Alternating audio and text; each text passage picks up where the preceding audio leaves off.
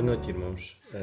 É com muita alegria que posso estar outra vez entre os irmãos e dou graças a Deus pelo privilégio que é de podermos usufruir mais uma vez destes momentos preciosos. No domingo, de facto, foi muito bom podermos estar juntos via net com muitos irmãos, onde tivemos momentos muito agradáveis. E acima de tudo, pela comunhão que tivemos, não pessoalmente, mas via net, acima de tudo pela palavra que ouvimos através do nosso irmão Dário e do nosso irmão Alberto. Foi de facto palavras muito preciosas vindas do nosso Senhor. E neste estudo queria poder partilhar com os irmãos um pequeno pensamento. Desde já agradecer as orações de todos por aquilo que temos vindo a passar e não têm sido momentos muito fáceis para alguns que têm sofrido na pele esta situação e se orávamos a semana passada pela mãe da Sofia e graças mesmo ao nosso Deus que ela já está em recuperação e já está mais restabelecida do problema que ela tinha, que vinha a sofrer durante este período todo. Também oramos pelo nosso irmão Vítor Passo, que também já está mais estável, e por outros que têm passado por isto também. Mas é motivo de nós darmos graças ao nosso Deus, porque Ele é sempre o nosso Deus e é sempre bom, independentemente daquilo que nos possa acontecer. E estamos aqui, mais uma vez, para poder partilhar com os irmãos. E desde já, queria ler e ler no versículo 4 do capítulo 3 de Colossenses, no versículo 4, quando diz: quando Cristo, que é a nossa vida, se manifestar, então também vós vos manifestareis com Ele em glória. E quando lemos este versículo, eu pessoalmente, isto toca-me muito porque faz-me pensar na obra da cruz. Faz-me pensar que o Senhor Jesus Cristo, naquele momento, naquele preciso momento, Ele identificou-se comigo. Ele identificou-se como sendo um pecador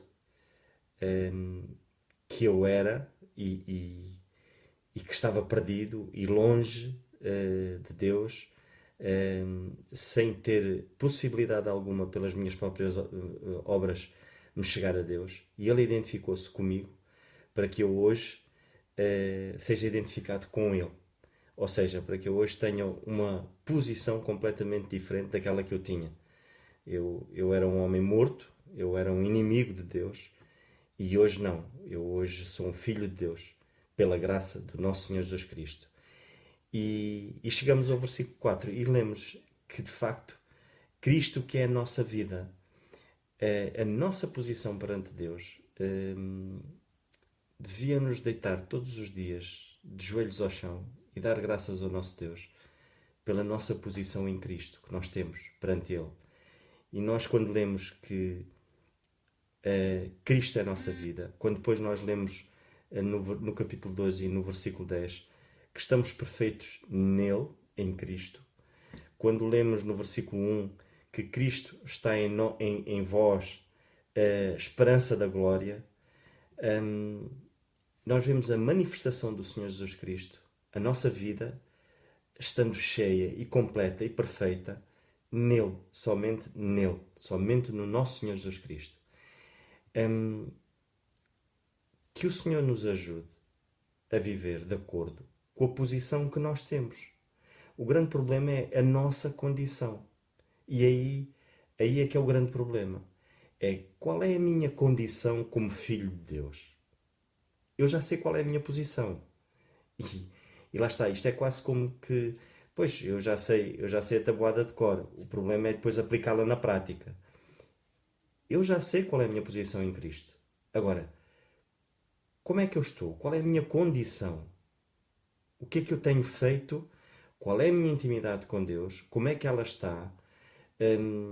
E aproveitando um bocadinho esta altura em que muitos estão em casa, confinados às paredes da casa, ao lar, o que é que eu tenho feito para poder melhorar, de facto, a minha condição? Não a minha posição, porque essa está perfeita. Essa está perfeita. Nós, às vezes, refugiamos-nos muito. Eu sou perfeito no Senhor Jesus Cristo. E eu tenho a salvação. Ou seja, Nada em mim nada pode me separar o amor do Senhor na minha vida. Não há nada que possa separar. Tudo bem, mas eu posso me separar de Deus. Eu sei que a minha posição está lá, mas eu posso me separar pela minha condição, pela condição, o estado da minha alma neste momento. A palavra de Deus diz que nós não devemos entristecer o Espírito Santo. E a minha pergunta é esta. O que é que eu tenho feito estes dias? O que é que eu tenho planeado na minha vida para poder fortalecer ainda mais e para poder dar aos outros, depois disto tudo sair, depois disto tudo passar, o que é que eu posso fazer de melhor depois disto? O que é que eu posso aproveitar? O que é que eu vi neste período que possa dizer assim, não, Senhor, eu vejo a tua mão nisto e eu tenho que aproveitar isto para melhorar a minha condição. Para melhorar a minha condição como filho. Porque isto é muitas das vezes, né? Como filho, como eu tenho sido como filho. Eu já sei como é que o Senhor é como pai e eu como filho. Será que tenho sido de facto minimamente um exemplo de filho para com o nosso Deus? Essa é uma pergunta que fica no ar, irmãos. Nós lemos o David, que era de facto um grande guerreiro do nosso Deus, e ele tinha o coração segundo o coração de Deus. Ele no Salmo 71 e no versículo 9, ele diz para que o Senhor não o rejeitasse na velhice, para que o Senhor não o desamparasse quando lhe faltassem as forças. Ou seja, ele temia algo que hoje é impensável nós pensarmos assim. Nós não devemos orar ao nosso Deus e dizer, Senhor, não me faltes quando me faltarem as forças. Não me desampares quando eu for velho. Não. A nossa posição é só uma. O Senhor nunca nos vai desamparar. Porque é uma promessa que Ele fez à Igreja, corpo de Cristo, aos seus santos. Esta é a nossa posição. David não tinha essa certeza. E então ele vivia porquê? Porque o Espírito Santo entrava e saía. A posição dele era completamente diferente da nossa hoje. E ele, amargamente, ele lutava para que o Senhor pudesse sondar o coração dele de tal maneira que ele não pecasse contra Deus. Essa era a preocupação dele. E deve ser a nossa preocupação. Deve ser a preocupação de que o Senhor nos possa sondar de tal maneira que nos possa constranger, o Espírito que habita dentro de nós, nos possa constranger de tal maneira que nós não o envergonhemos, que nós não possamos entristecê-lo com as nossas atitudes. Que o Espírito Santo que habita em nós não possa ter ciúmes. Porque é possível ele hoje ter ciúmes. Neste momento, o que é que me preocupa mais? Preocupa-me mais o facto de eu estar na expectativa de não ter trabalho, ou estar na expectativa de receber menos no fim do mês, ou se calhar preocupa-me mais falar aquelas almas que me são tão próximas e que precisam de ouvir a palavra de Deus. Que o Senhor nos ajude, irmãos. Vivemos uma altura em que o desânimo e muitas das vezes a angústia, a ansiedade e as depressões tomam conta da alma humana. Que o Senhor nos possa dar o alento e possamos ter a certeza de que a minha posição, essa está garantida. Então agora eu tenho que viver de acordo com a minha posição. Então qual é a minha condição neste momento? Será que eu amanhã posso melhorar mais um bocadinho? E era a luta que o salmista tinha, David tinha, e essa é a mesma luta que eu tenho que ter todos os dias. Ou seja, a palavra de Deus diz-me logo aqui no versículo 10 do capítulo 3 da carta aos Colossenses: e vos revestiste do novo, que se renova para o conhecimento segundo a imagem daquele que o criou. Ou seja, há que despojar o velho homem constantemente e revestir-nos do novo. Porque esse sim, a velha roupa vem com muitos defeitos, a nova não. Ela é perfeita, mas às vezes ainda temos bocados da velha roupa agarrada ao corpo. Essa velha roupa precisa de ser tirada completamente e possamos deixar que o novo homem tome conta da nossa vida. Mas para isso temos de deixar margem, temos de deixar espaço. Que o Senhor nos ajude, irmãos. Foi o meu contributo para este estudo bíblico. E desde já um abraço muito forte ao nosso irmão Alberto, ao nosso irmão Carlos. Epá, eu tenho tantas saudades de abraçar o Zé, o Carlos, aqueles irmãos todos da igreja. Não sei, mas quando isto tudo passar, vamos ter que ficar para aí uns minutos abraçados, porque de facto o abraço é... Lá está. uma coisa que muitas das vezes banalizamos, mas é tão importante. E o Senhor mesmo dizia isso, né? Que é importante nós, os afetos entre os irmãos. Que o Senhor nos ajude, irmãos, e um abraço muito forte para todos. E aqueles também estão longe. O nosso irmão Cristóvão, Pedro, os nossos jovens em Angola, a nossa irmã Filomena, que está em São João, e que o Senhor também temos orado muito por ela, a nossa irmã Filomena, que está em Inglaterra. Um abraço muito forte a todos. E que o Senhor nos possa dar ânimo e alegria diariamente. E que possamos pensar na nossa condição como filhos de Deus. Um abraço forte. Olá, irmãos, mais uma vez pela graça de Deus estamos juntos em torno da palavra do Senhor. Quero enviar a todos um forte abraço e é bom estarmos juntos mais uma vez no estudo da palavra e, nomeadamente, em relação à carta do apóstolo Paulo aos Colossenses, no capítulo 3, e ainda em relação ao verso 4, nós, pela graça de Deus, tem-nos sido mostrado a grandeza do nosso Deus, como Ele é de facto grande, como Ele é tremendo, como Ele é grande em amor. E não fora o amor de Deus, e o que é que seria de nós? Continuaríamos neste mundo perdidos, sem fé, sem esperança, a caminho do inferno. E assim, como diz inclusivamente o verso 4, nós estamos a caminho da glória. E mais do que isso, nós vamos estar com o Senhor Jesus Cristo, participando da sua glória. E realmente, irmãos, perante um Deus tão grande, que nos colocou a nós, tão pequenos, tão insignificantes, nos colocou na posição em que nos encontramos hoje, ou seja, nos lugares, estamos sentados nos lugares celestiais em Cristo Jesus, nós que nos encontrávamos tão fundo, tão baixo, e fomos elevados a esta posição verdadeiramente gloriosa. Por isso, um Deus assim, irmãos,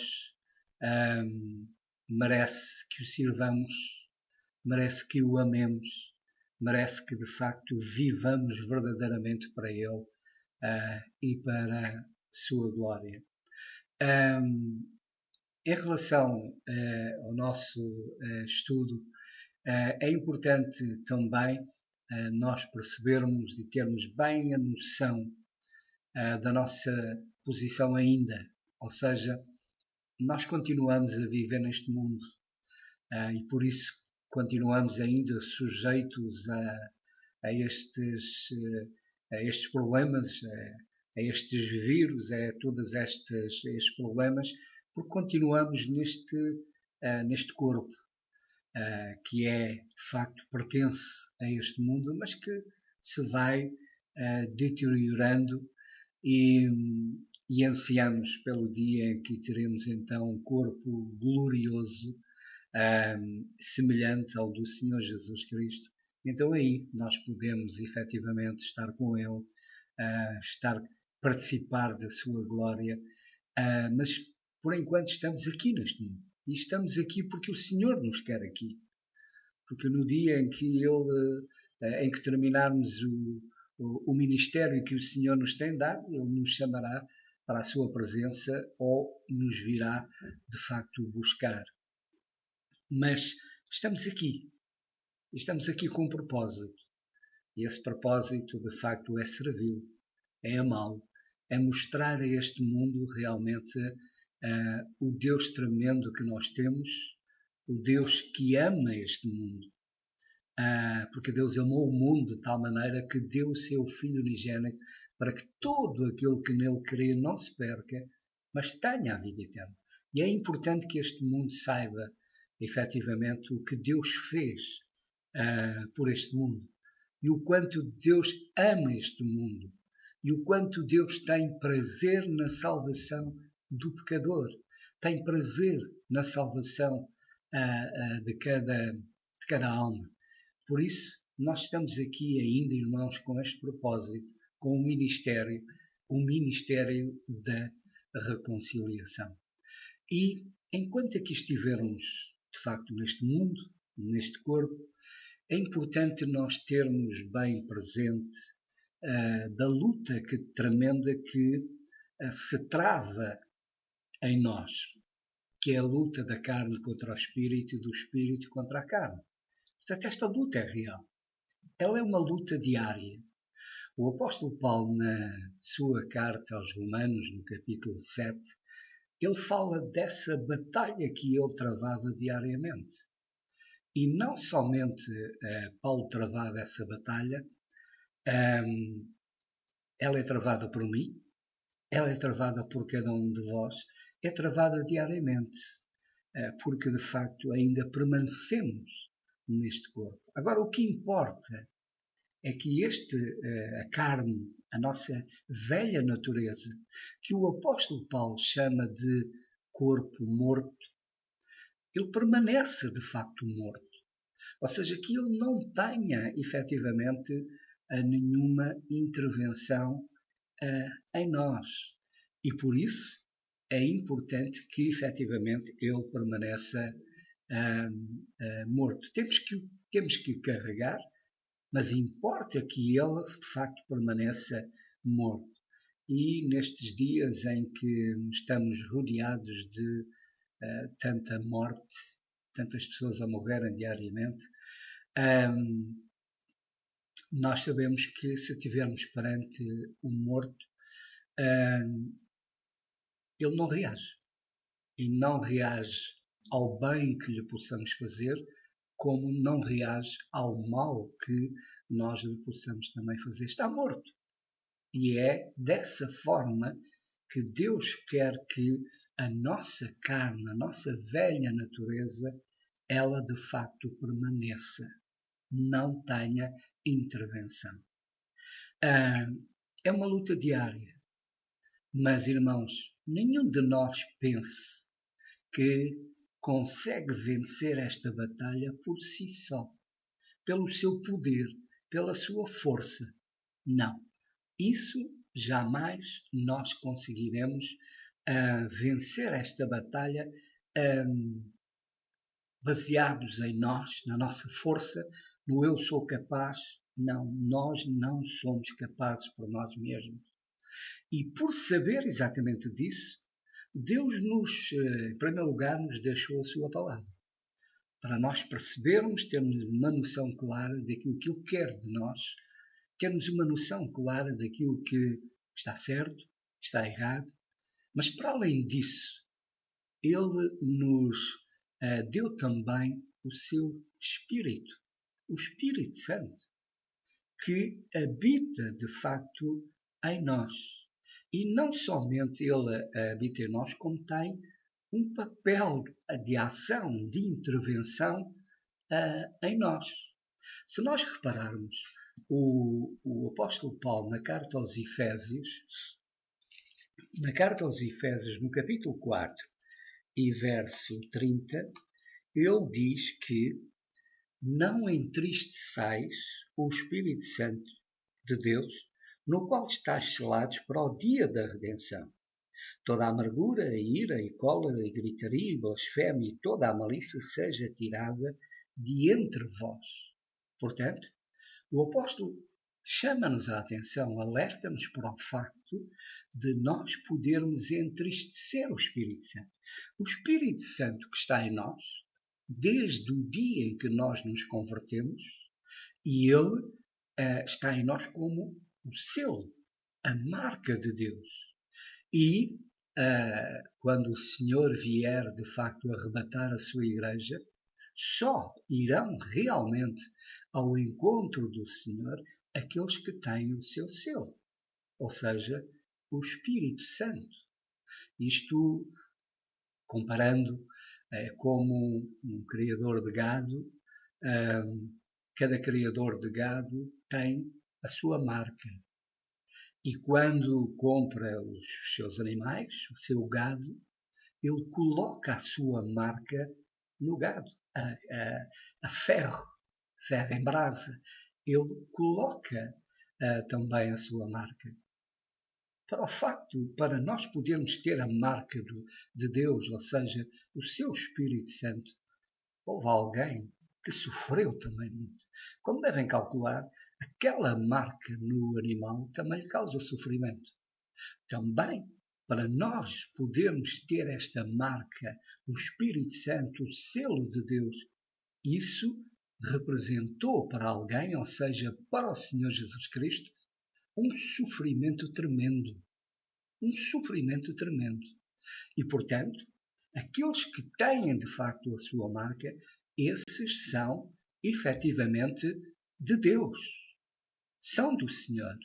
E um dia, quando o Senhor vier arrebatar a sua igreja, serão esses que irão ao seu encontro aos ares.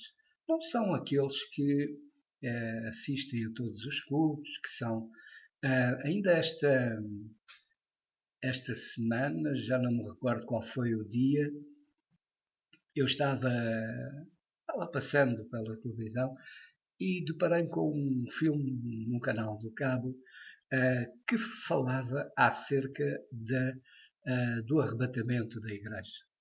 O título do filme é A Última Profecia. E eu apanhei o filme já praticamente no fim e, portanto, aquilo andava à volta de uma família em que existia a mãe, era só a mãe, que tinha uma filha que era casada com um indivíduo que era piloto da aviação, e esse casal tinha também já uma filha. E tanto a mãe era crente, a filha também, mas digamos que a neta e a filha da já, portanto, não queria saber das coisas de Deus. E tanto o marido também era portanto, descrente, era piloto, e quando aconteceu o arrebatamento, isto logicamente ficção, ele ia em pleno voo, numa viagem para Nova Iorque, salvo erro. E o copiloto, que era uma senhora, também desapareceu. E depois aquilo desenrolou-se e ele então começou a perceber o que é que tinha acontecido. Inclusivamente a mexer na carteira da colega, ele viu anotações, dias para o estudo bíblico, dia de oração, dia de estudo bíblico. Então ele começou a perceber o que é que tinha acontecido. E a própria filha tentava comunicar com ele, porque a mãe tinha desaparecido, ou seja, a mãe e a avó tinham desaparecido. E depois aquilo desenrola-se ali no filme, e uma das coisas que é curioso é que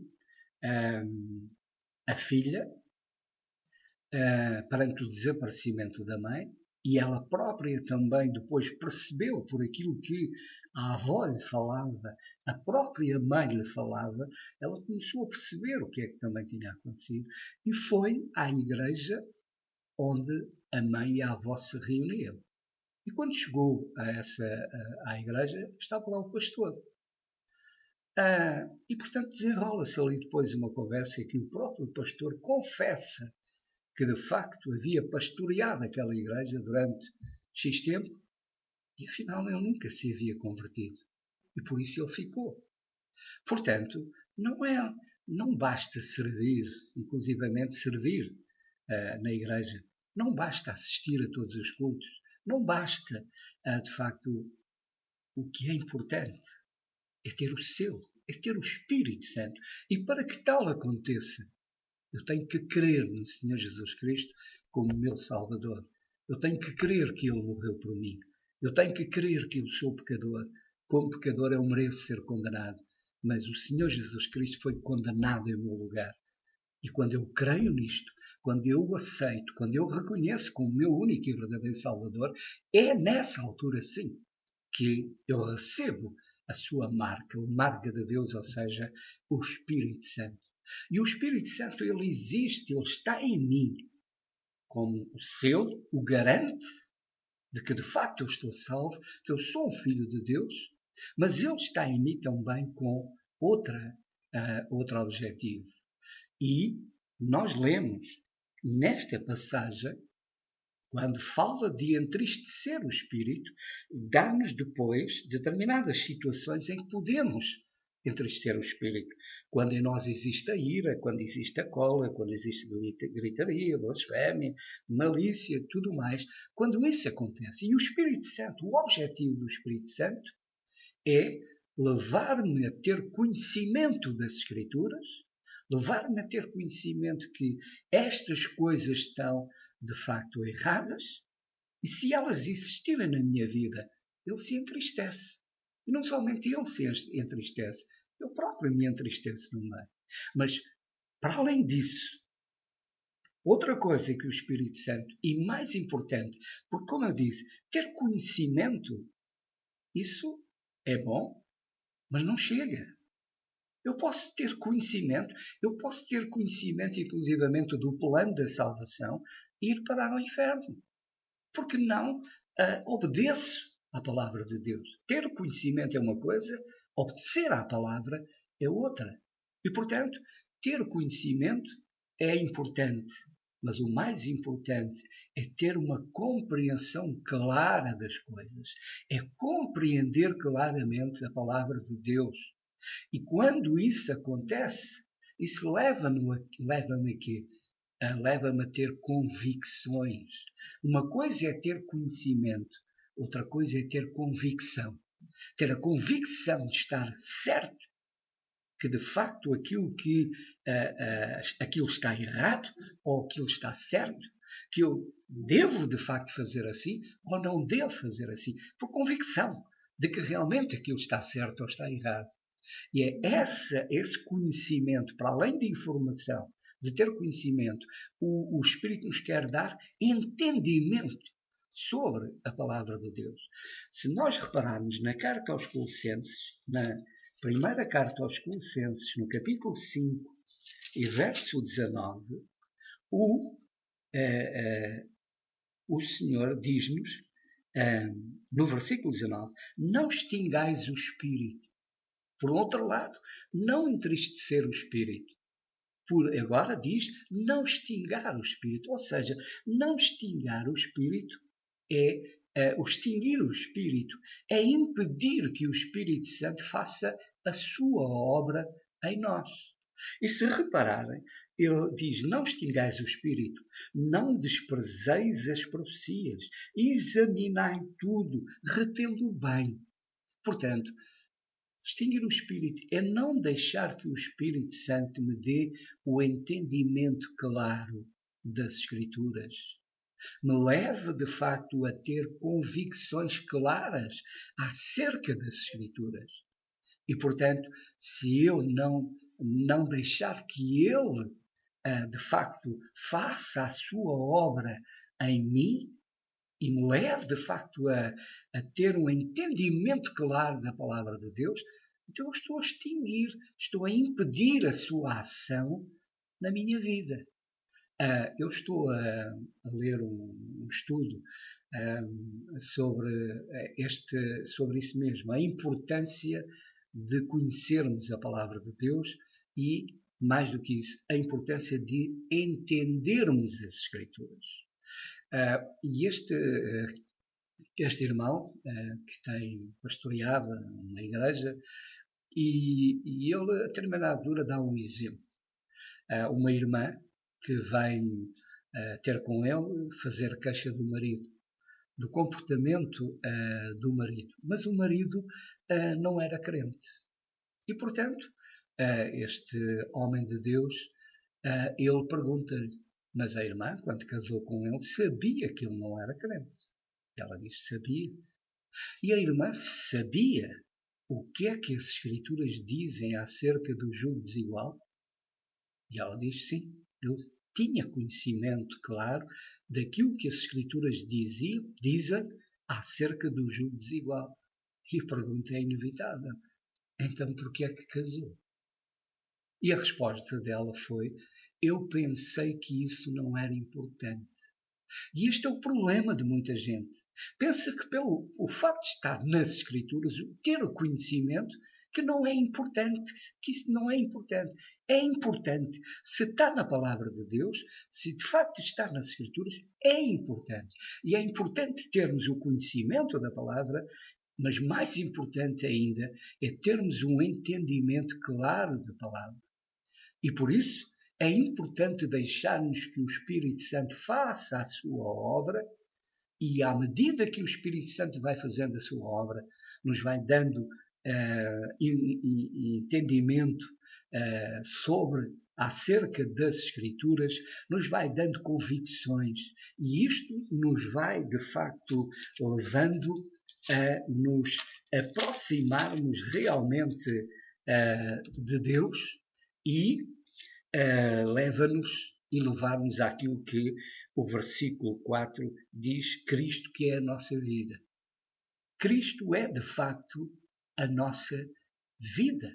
Cada vez mais Ele é Ele que vive efetivamente em nós, é Ele que vive em nós e através de nós. E para que isso aconteça, para que Ele viva cada vez mais em nós, para que vivamos cada vez mais no Espírito, é importante deixarmos que o Espírito nos dirija, para que de facto a nossa vida seja vitoriosa. É importante que efetivamente o Senhor Jesus Cristo, Ele viva de facto em nós, Ele seja a nossa vida, Ele viva em nós e viva através de nós. Para isso é importante nós termos não só conhecimento, mas termos um entendimento claro das Escrituras. Por isso, quando ele diz agora no versículo 5, mortificai, pois, os vossos membros que estão sobre a terra, isto é importante.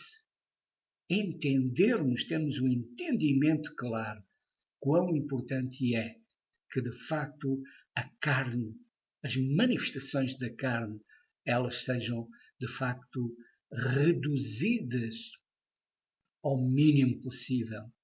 Que ela, de facto, as manifestações da carne, da nossa velha natureza, elas sejam cada vez menos, elas sejam o menos possível, porque se a carne se manifesta, se o espírito é entristecido, se o espírito é extinguido, então é evidente que nos aproximamos cada vez mais da carne, da velha natureza, da velha vida. E esse tipo de comportamento nos levará a fazermos aquilo que vem depois a seguir, a ter as manifestações que tínhamos antes, as atitudes que tínhamos antes de conhecermos o Senhor Jesus Cristo, de nascermos de facto de novo, e então a nossa relação com Deus, ela será de facto afetada. Por isso, irmãos, é importantíssimo conhecermos as Escrituras, entendermos as Escrituras, agirmos com convicção e deixarmos que o Senhor faça a sua obra em nós. Porque, tal como lemos na primeira carta aos Coríntios, no capítulo 15, verso 57, na primeira carta aos Coríntios 15, verso 57, mas graças a Deus que nos dá a vitória por nosso Senhor Jesus Cristo. Nós só somos vitoriosos, só obtemos vitória, a vitória total na nossa vida, a vitória sobre a carne, por Cristo Jesus, em Cristo Jesus, sermos de facto, com Ele somos vitoriosos, somos mais do que vitoriosos. Por isso, irmãos, que o Senhor nos ajude a combater a carne, mas para isso precisamos que o Espírito Santo faça a sua obra em nós e deixemos que Ele trabalhe. E então seremos levados a aproximar-nos cada vez mais do Senhor, e a nossa carne, ela permanecerá no sítio onde deve estar, que é de facto morte. Amém. Ora então, boa noite a todos. Cá estamos nós mais uma vez para mais um estudo bíblico à distância, com estes constrangimentos que temos tido, mas sempre alegres no Senhor, independentemente das circunstâncias. Volto a dizer o que tenho dito e repetido sem me cansar, que todos nós devemos estar focados no Senhor e nunca nas circunstâncias, não apenas agora, mas sempre. Não apenas as coisas corram mal, mas quando as coisas correm bem, e especialmente quando as coisas correm bem. Temos muita tendência de, quando as coisas são fáceis, de olharmos para elas em vez de olharmos para o Senhor, e o Senhor deve ser sempre o alvo da nossa atenção. Mas é com grande alegria que estamos juntos de novo, depois de, como igreja local, termos tido a nossa reunião online tão abençoada no passado domingo, às 8h30 da noite, e já agora fica aqui o anúncio para aqueles que não puderam estar e que não sabem, que vamos estar outra vez reunidos no próximo domingo às 20h30 e vamos ter o nosso irmão Francisco Correia connosco, que vai ser muito bom. Aproveito também para dizer que na próxima sexta-feira vamos ter a reunião de jovens, também online, e o Dário está encarregado de fazer chegar os convites a outros jovens, não apenas aqui da igreja local, mas a outros jovens, particularmente nas igrejas, nas Fontainhas e também em Oiã. Já falei com os irmãos anciãos dessas assembleias e, portanto, são todos bem-vindos. E não apenas estes, mas estou a pensar nas costeiras, estou a pensar noutros lugares que outros irmãos queiram estar, outros jovens irmãos queiram estar com estes jovens. Vai ser muito bom, porque para além deles se reverem e serem uma espécie de EJC antecipado, ainda por cima vão ter o nosso irmão Alberto, a partir do Brasil, a ministrar aos seus corações. Vai ser certamente muito edificante. Mas vamos ao nosso estudo esta noite. E estamos agora no versículo 5. E no versículo 5 do capítulo 3 da carta aos Colossenses nós lemos assim: mortificai, pois, os vossos membros que estão sobre a terra, a prostituição, a impureza, o apetite desordenado, a vil concupiscência e a avareza, que é idolatria. Interessante. Gostava de destacar a palavra mortificai. O nosso irmão Alberto vai falar acerca desse assunto de uma forma muito abençoada e é importante nós pensarmos de facto nestas coisas. Mas eu gostaria de levar-nos a pensar no seguinte em relação a isto. Nós devemos contrastar a palavra mortificai no versículo 5 com outra expressão que está no versículo 3. E no versículo 3, um pouco mais acima, nós lemos assim: porque já estáis mortos e a vossa vida está escondida com Cristo em Deus. Notem, no versículo 5 lemos mortificai, mas no versículo 3 nós lemos já estáis mortos. Em que é que ficamos? Estamos mortos ou não estamos? Ou temos que morrer? Este assunto é um assunto muito importante. Nós temos aqui, em primeiro lugar, e antes de avançar numa outra linha, eu gostava de chamar a vossa atenção, e antes de explicar esta questão, esta aparente contradição, eu gostava de chamar a vossa atenção para um contraste que nós temos aqui logo à cabeça entre a lei e a graça. Podemos ver aqui nestas duas expressões, nos versículos 3 e 5, um grande contraste entre a lei e a graça. Notem que Deus não diz assim, por exemplo: se vocês viverem uma vida completamente livre de pecado, sem pecarem, eu vou-vos dar uma posição em Cristo no céu, escondidos com Cristo em Deus. Deus não diz isso. Se Deus dissesse isso, isso seria lei.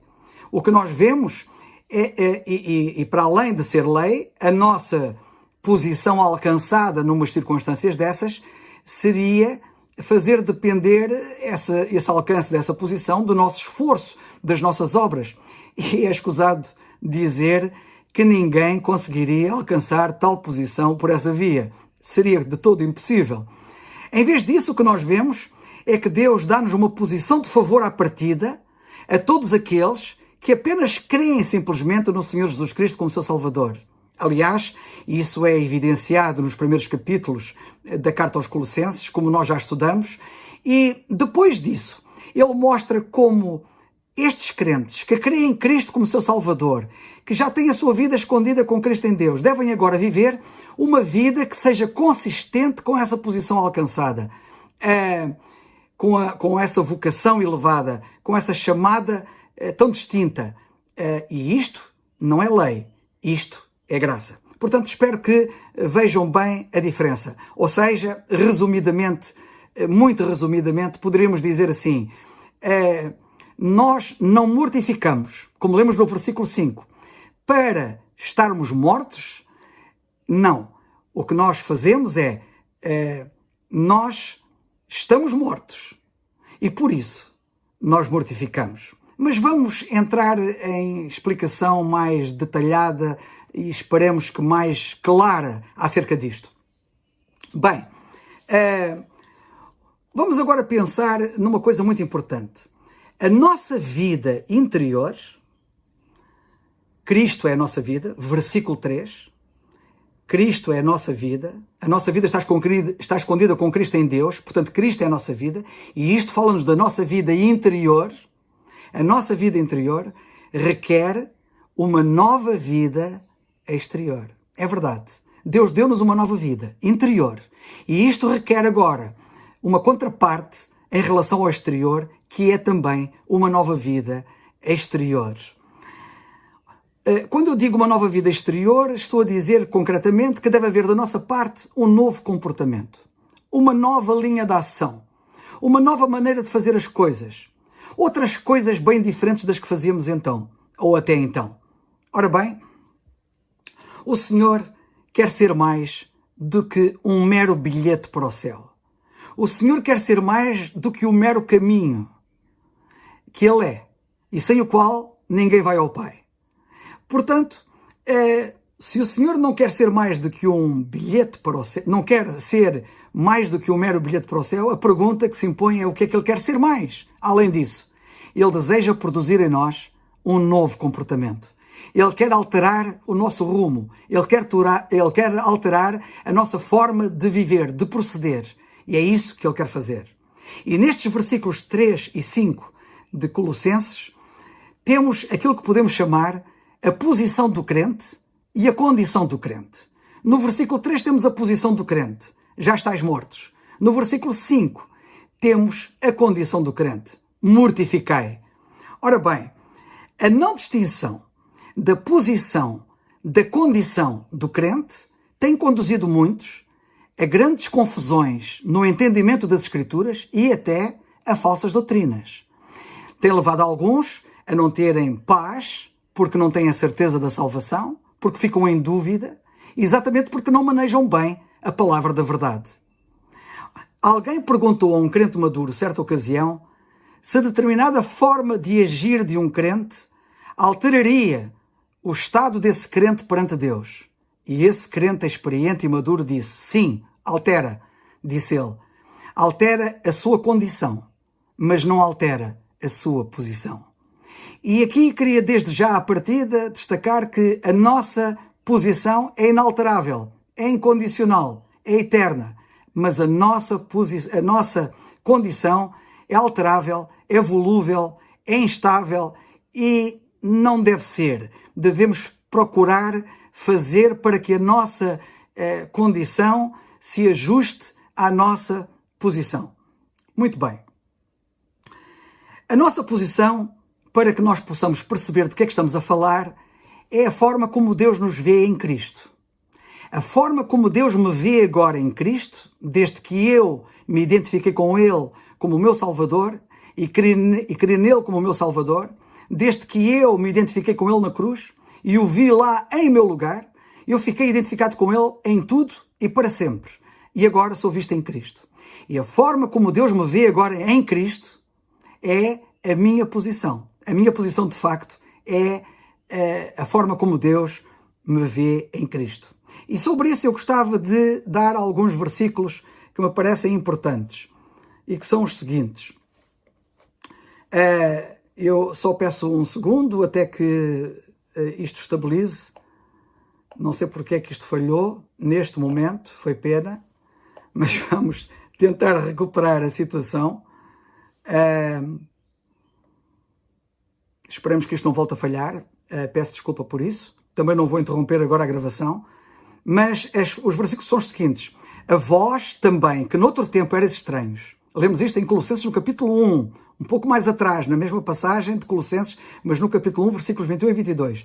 A vós também, que noutro tempo erais estranhos e inimigos no entendimento, pelas vossas obras más, agora, contudo, vos reconciliou no corpo da sua carne, portanto na cruz, pela morte, para perante ele vos apresentar santos e irrepreensíveis inculpáveis. Ou seja, por virtude da obra do Senhor Jesus Cristo na cruz, nós agora fomos apresentados, notem bem, santos perante Ele, aos olhos dele, somos apresentados santos, irrepreensíveis e inculpáveis. Nós somos vistos perfeitos, em toda a perfeição, exatamente como o nosso Senhor Jesus Cristo é perfeito.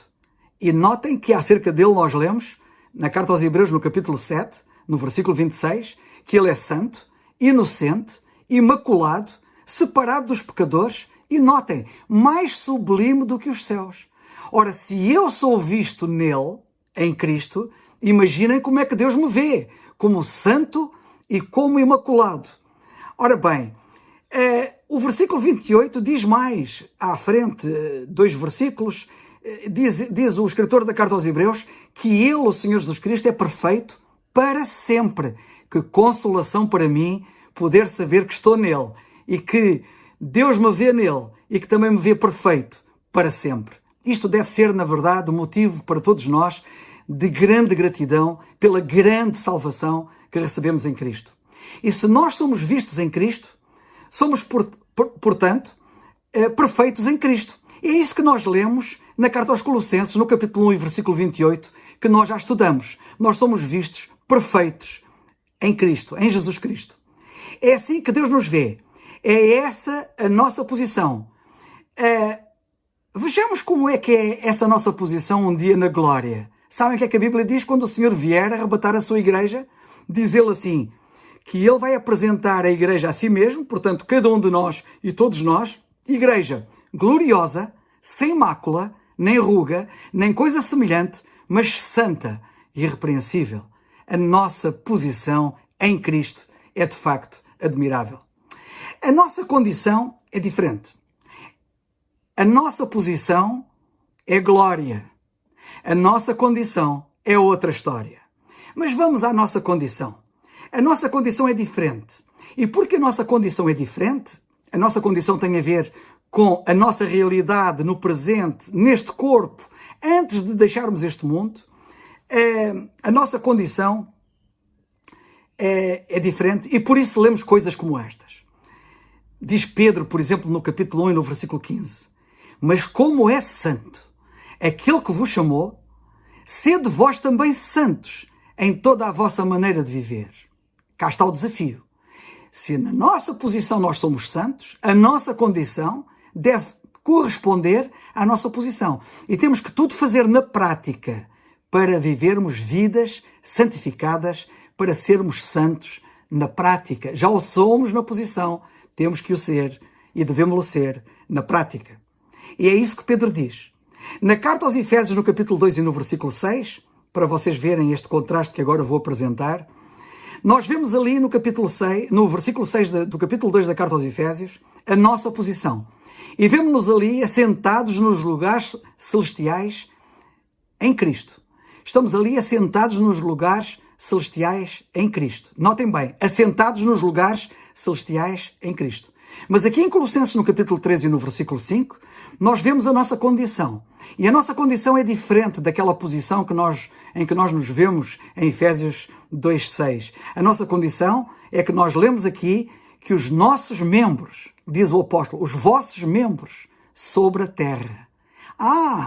Nós ali estamos assentados nos lugares celestiais, mas aqui nós vemos os nossos membros sobre a terra. Esta é a nossa condição.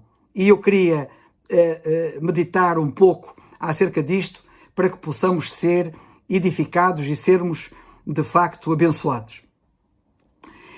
Em Efésios, a carta aos Efésios tem 6 capítulos.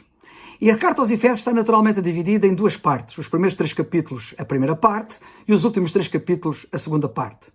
Os primeiros 3 capítulos falam-nos da nossa posição em Cristo. É por isso que nós tanto lemos ali em Cristo. Em Cristo. Aliás, acabei de vos citar Efésios 2:6, que está nesses primeiros 3 capítulos, que diz que estamos assentados em Cristo. Somos abençoados em Cristo. Tudo o que nós temos é em Cristo. Os primeiros 3 capítulos da carta aos Efésios, nós vemos a nossa posição em Cristo. Ora bem, é curioso nós repararmos que na segunda parte da carta aos Efésios nós temos a nossa condição. Se a primeira parte é doutrinal, como alguns têm dito, e a segunda parte prática, de facto, a primeira parte é a nossa posição, revela a nossa posição, e a segunda parte revela a nossa condição, portanto, a nossa prática. E o que é que diz o apóstolo quando começa logo na segunda parte dos 3 capítulos finais da carta aos Efésios? Ele no capítulo 4, logo no versículo 1, ele diz: rogo-vos, pois eu, o preso do Senhor, que andeis como é digno da vocação com que fostes chamados. Portanto, cá temos ele a procurar fazer com que nós façamos corresponder a nossa condição, a nossa posição. Ele diz: rogo-vos que andeis, cá temos o nosso andar, como é digno da vocação com que fostes chamados. E que vocação com que Deus nos chamou, que elevada, que bendita, que vocação digna de ser agradecida por toda a eternidade. Mas nós agora na prática devemos andar como é dignos dessa vocação com que fomos chamados. A Bíblia não nos ensina só como sermos salvos, mas como devemos andar depois de nós estarmos convertidos. E é disto que o apóstolo está preocupado a falar agora na carta aos Colossenses, no capítulo 3. Como é que nós devemos andar agora que nós estamos salvos, que nós nos convertemos? Sempre que nós lermos a palavra de Deus a nosso respeito, devemos sempre fazer esta pergunta: isto fala da minha posição ou fala da minha condição? Isto fala daquela posição que é inalterável, que é eterna, em Cristo, ou fala da minha condição enquanto ainda ando aqui neste mundo? É muito importante nós fazermos esta diferença e vermos esta diferença para, confundindo as coisas, não trazermos ilações erradas que nos podem levar, que nos podem conduzir à falta de paz, à confusão e até a falsas doutrinas. Vejamos o exemplo dos Coríntios, que é um exemplo paradigmático a este respeito. Na carta aos Coríntios, no capítulo 1 e no versículo 2, o apóstolo dirige-se a estes crentes em Corinto, dizendo: aos santificados em Cristo Jesus, chamados santos. Notem, ele chama-os de santos, chama-os de santificados. E eu queria chamar a vossa atenção para isto. Em Cristo, temos aqui a posição deles. A posição deles era de santificados, evidentemente, em Cristo. Esta é a posição deles, como a nossa. E, portanto, eram chamados santos devido à sua posição em Cristo. Depois é curioso, nós lemos mais à frente, no capítulo 1 e no versículo 30, que o Senhor Jesus Cristo, e para corroborar esta posição, lemos que ele foi feito para nós. Aliás, lemos exatamente assim: Jesus Cristo, para nós, foi feito por Deus santificação. E de facto, a nossa santificação é a dele. Nós somos santos porque ele é santo. E alcançamos esta posição nele, por causa dele, por causa de quem ele é. Ora bem, e quanto à condição? A condição destes crentes em Corinto. No capítulo 3 e no versículo 3, eu não apontei aqui a passagem, mas acho que é essa a passagem, nós lemos: ainda sois carnais. Então, sois santificados? Sois santos? Ou sois carnais? Aqui nós temos a condição deles. Ainda sois carnais, pois havendo entre vós inveja, contendas e dissensões, não sois porventura carnais? Então nós temos aqui a condição destes crentes em Corinto. E por essa razão, nós vemos o apóstolo Paulo ter esta preocupação de, na parte da nossa condição, dizer-nos isto, como disse aos Romanos: apresentai agora os vossos membros. E já repararam que temos aqui os membros outra vez? Lembram-se da passagem, da nossa passagem no versículo 5 de Colossenses 3, que nos fala dos nossos membros, os vossos membros, que nos dão problemas, e que o apóstolo está a dizer: mortificai os vossos membros, e ele aqui diz: apresentai agora os vossos membros para santificação. No capítulo 3, versículo 5, ele diz: mortificai os vossos membros. Como é que se mortifica? Eu tenho pena de não ter muito tempo para explicar isto com detalhe, mas eu quero chamar a vossa atenção para isto. O irmão Alberto já deu uma ideia do que não é a mortificação e de que alguns erram pensando erradamente do que é mortificação. E eu agora gostava de dar uma chega acerca disto, dizendo que a mortificação não se faz pela negação, mas pela afirmação. Ou seja, como é que nós mortificamos? Olha, vocês conhecem aquela conversa que alguém chegou ao pé de outra pessoa e diz: então, e aquele caso? Aquele caso morreu. Diz o outro: morreu? Morreu. Eu agora tenho um novo caso. E eu quero chamar a vossa atenção porque o novo caso matou o velho caso. E a forma de nós matarmos o que temos que matar, ou mortificar, é de facto vivermos uma nova experiência. E é assim que Deus faz. Deus nunca nos tira uma coisa para nada. Deus sempre nos tira uma coisa em função de algo diferente que Ele nos dá. Ele fez sempre assim, já no Velho Testamento, já com Elias. Quando ele diz para sair, ele diz: volta-te para o Oriente. É curioso, ele dá sempre uma alternativa. Ele nunca faz uma coisa sem outra. E eu quero chamar a vossa atenção para isto, porque eu uso fruto desta nova vida que nós temos em Cristo, deste Cristo em quem nós estamos escondidos com Ele em Deus. É esta vida que nós temos em Cristo.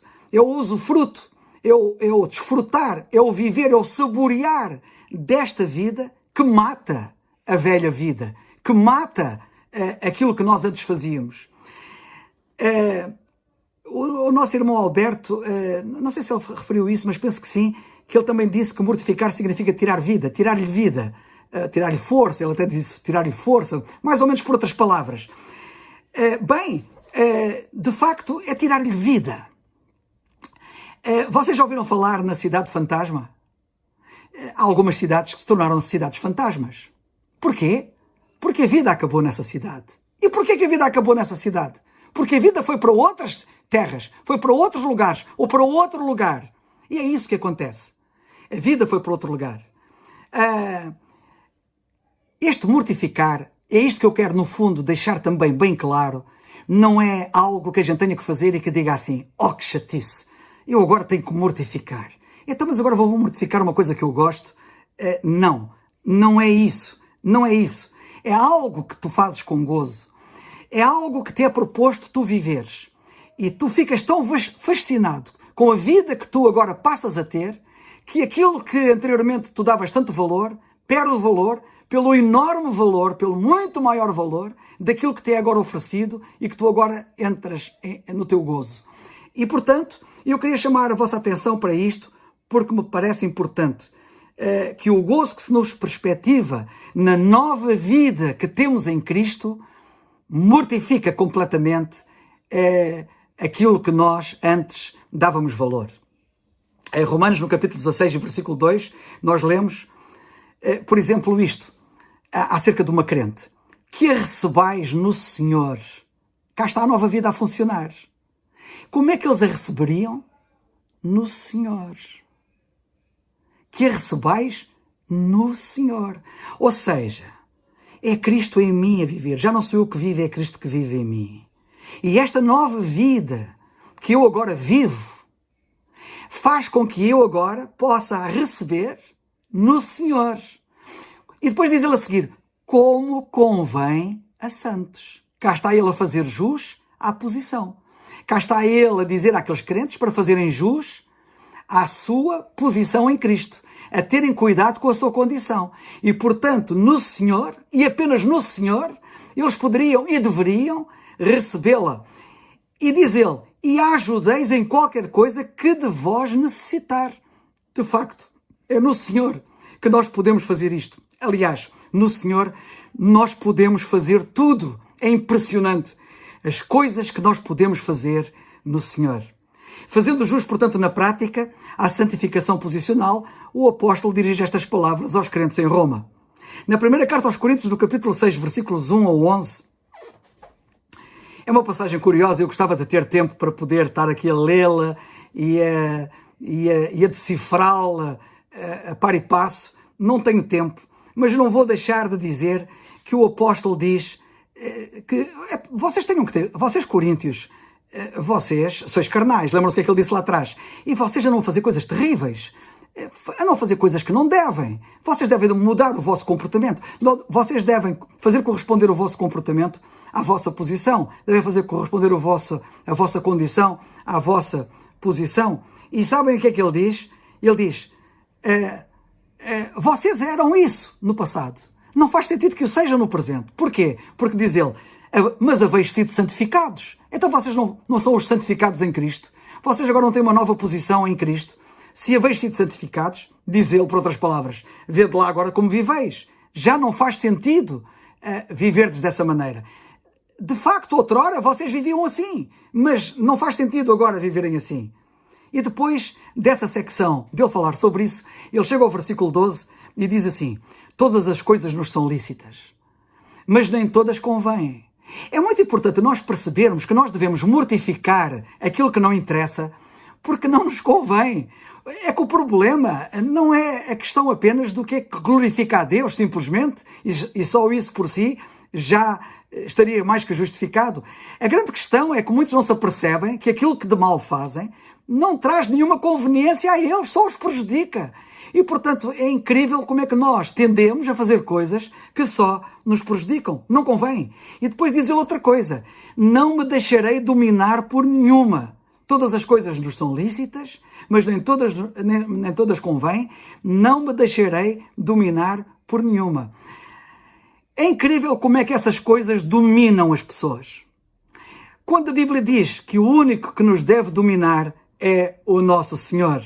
Afinal, Ele é que nos comprou por bom preço, como também lemos ali na Carta aos Coríntios. E por isso devemos glorificá-lo no nosso espírito e no nosso corpo, os quais pertencem a Deus. Portanto, nós devemos apenas nos deixar dominar pelo Senhor. Não deve haver nada, nem ninguém, que nos domine de forma alguma. O domínio, para todo o sempre, como lemos do Apocalipse, é digno apenas do Senhor. A Ele pertence o domínio para todo o sempre. E já agora. E que assim seja na nossa experiência. No capítulo 7, no versículo 34 da primeira carta aos Coríntios, ele também fala das irmãs. E fala particularmente de uma determinada irmã e diz que essa irmã cuida nas coisas do Senhor para ser santa. Eu quero apenas chamar a vossa atenção para o facto de ele dizer que esta irmã cuida nas coisas do Senhor para ser santa. Prezados irmãos, prezados amigos, nós só podemos ser santos na prática cuidando nas coisas do Senhor. Não é cuidando do que não interessa. Não é ocupando-nos com o que não convém.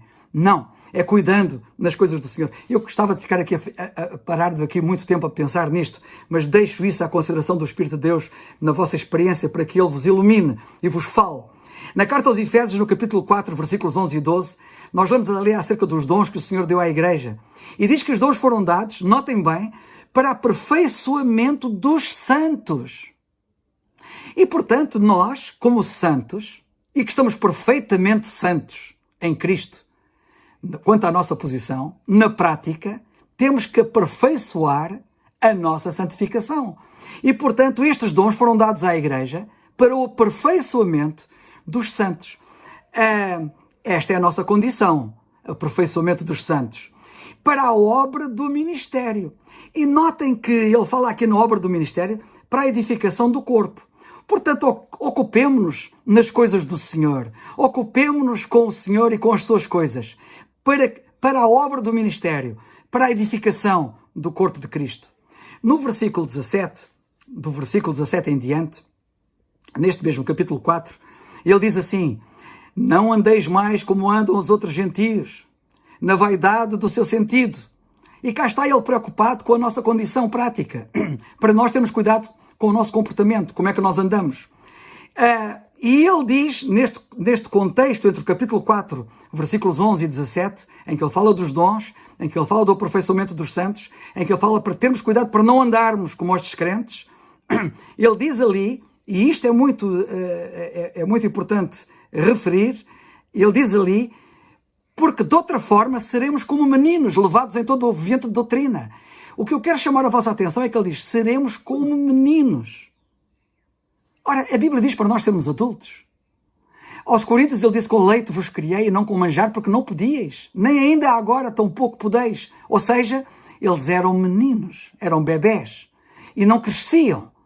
E há este grande perigo de nós sermos meninos, porque não há em nós este cuidado de aperfeiçoarmos a nossa santificação. Sabem que um príncipe, quando é menino, ele faz muitas travessuras, faz muitas coisas erradas, faz muitos erros de palmatória, quando ele é menino. Mas o príncipe vai amadurecendo, como vocês sabem, e vai se tornando adulto, até se tornar responsável e se tornar um exemplo. Agora, responsável, ele já não é mais o príncipe. Agora, responsável, ele já não era mais o príncipe que era antes? É a minha pergunta. Será que alguma coisa se alterou? Não. E isto é muito importante nós repararmos. Não. Ele nasceu príncipe. Ele nasceu príncipe. E ele agora não é mais príncipe. Ele agora não é mais príncipe. Agora que é responsável, agora que é adulto, ele não é mais príncipe do que era quando era criança e fazia travessuras. Ele é tão príncipe quanto era antes. Porque é importante nós percebermos que ele nasceu príncipe. E como tal, ele era sempre príncipe. E foi sempre príncipe. Mas a grande questão é esta. Eu sou filho de Deus. Eu nasci na família de Deus. Eu em Cristo nasci de novo. Mas a minha pergunta é, eu que sou filho de Deus e já era filho de Deus, que espécie de filho de Deus sou agora? Vou andar como um pedinte, como um sem-abrigo, em condições lastimáveis? Vou desonrar o nome do meu pai tão rico? Como é que eu vou viver? E esta é a grande pergunta que nós devemos fazer.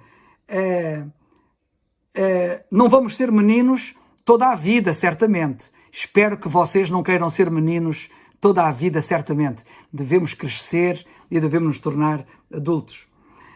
Que possamos dizer, como o apóstolo Paulo disse, e vou passar a citar aquilo que ele disse: vós e Deus sois testemunhas de quão santa e justa e irrepreensivelmente nos ouvemos para convosco. Eu queria chamar a vossa atenção para isto e quero destacar esta parte importante do versículo.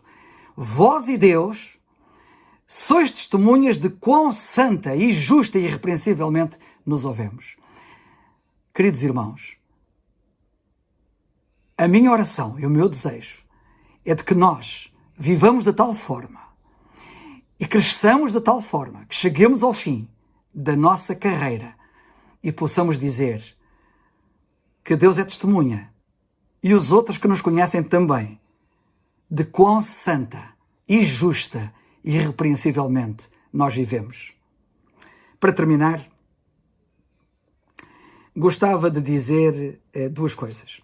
A primeira é que Paulo diz na primeira carta aos Tessalonicenses, capítulo 4, versículo 3, porque esta é a vontade de Deus, a vossa santificação.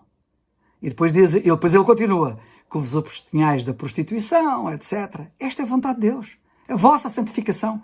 E isto passa na prática por todos estes pormenores. Cuidado com a imoralidade, por exemplo.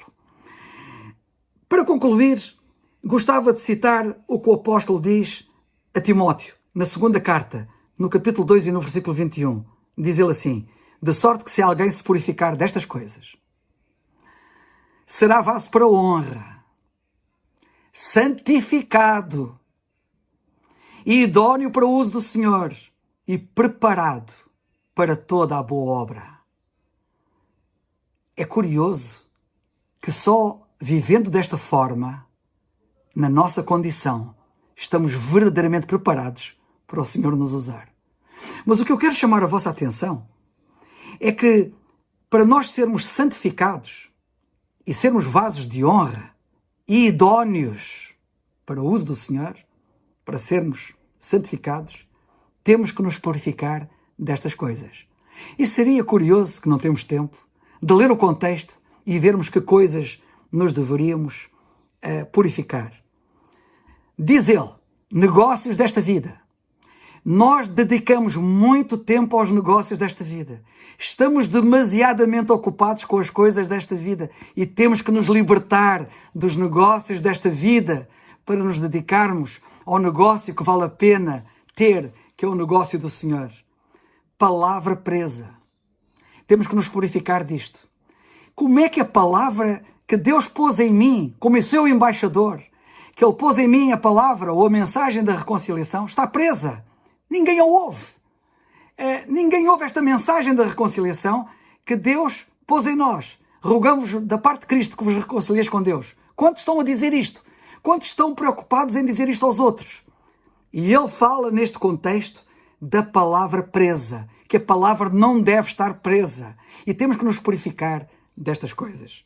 Mas ele fala também na falta de estudo, que nós devemos estudar, sermos obreiros que não temos que nos envergonhar, que manejam bem a palavra da verdade. Temos que nos purificar da falta de estudo. Temos que nos purificar das contendas de palavras. Temos que nos purificar de falatórios profanos, tanta conversa inútil. Temos que nos purificar dos desejos de mocidade e, diz ele, temos que nos purificar da iniquidade. Que Deus nos abençoe e repito aquilo que o apóstolo disse, porque acho que não há melhor maneira de terminar do que esta. Vós e Deus sois testemunhas de quão santa e justa e irrepreensivelmente nos houvemos para convosco os que crestes.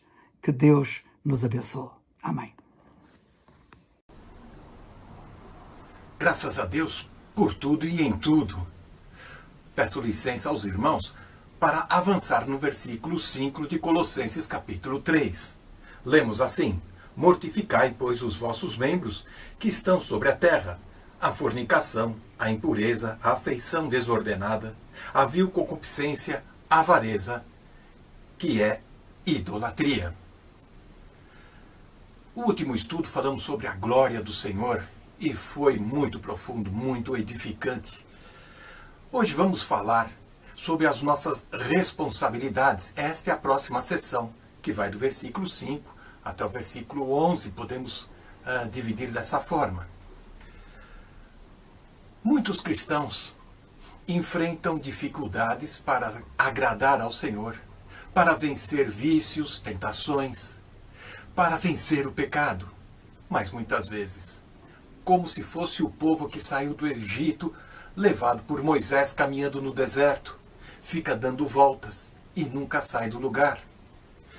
O costume, ou melhor, o mau costume, ele gera muitas vezes algo ruim na nossa vida, pois traz uma rotina e essa rotina traz um hábito e começamos a praticar coisas sem refletir, sem pensar por que estamos agindo daquela forma.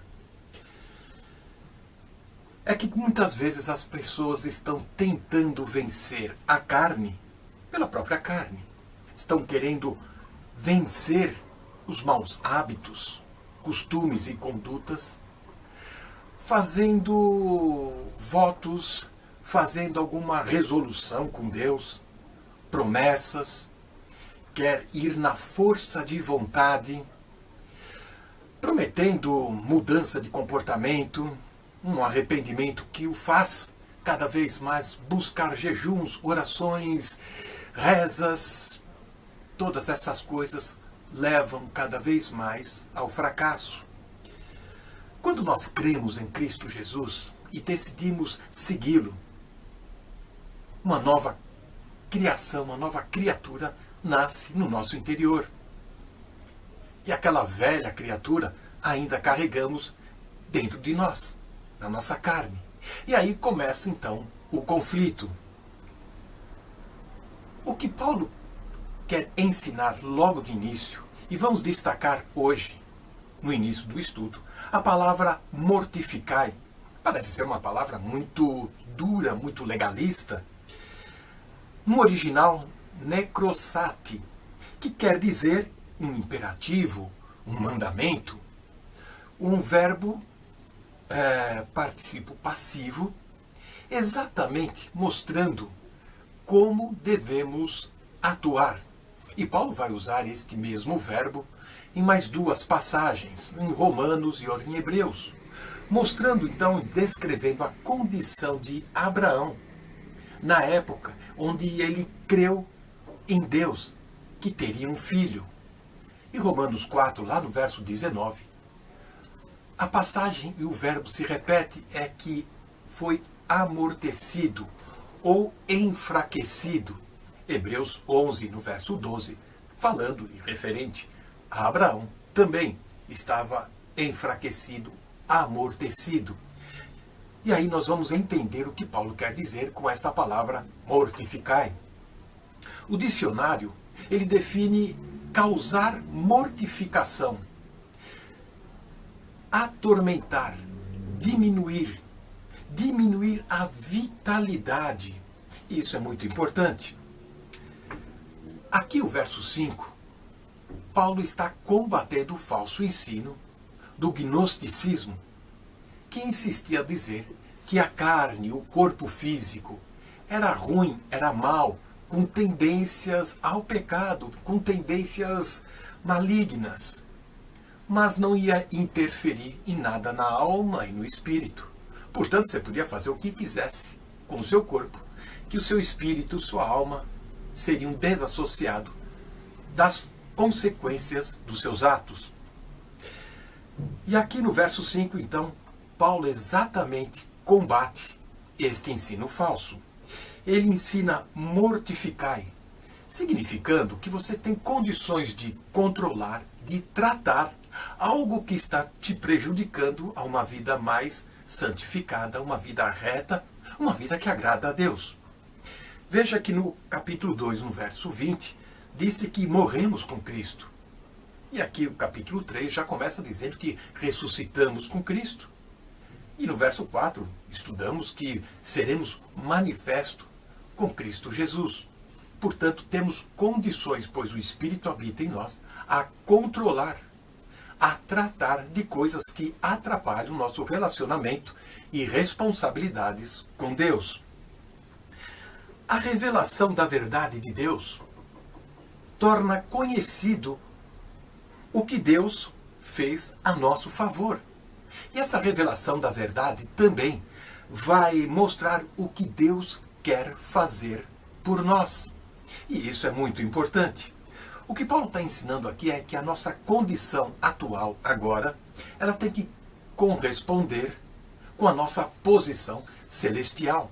Não pode haver aqui uma dicotomia, não pode haver aqui uma contradição. Para isso, nós precisamos amadurecer na fé, mortificando, enfraquecendo, tirando a vitalidade daquilo que nos puxa para fora do caminho da santidade, do relacionamento, da comunhão com o Senhor e com os irmãos. Nada é mais desastroso, nada é mais frustrante quando você vê o testemunho do cristão que nega visivelmente aquilo que ele professa crer. Durante a semana é uma coisa, de fim de semana na igreja é um outro comportamento. E isso é frustrante demais. Quando Deus salvou o homem, o que ele fez com o propósito não apenas de livrá-lo da condenação eterna, nos salvou para nos libertar do domínio do pecado. E isso é muito importante, pois só assim podemos servi-lo e adorá-lo em espírito e verdade. Que o Senhor nos abençoe. Amém.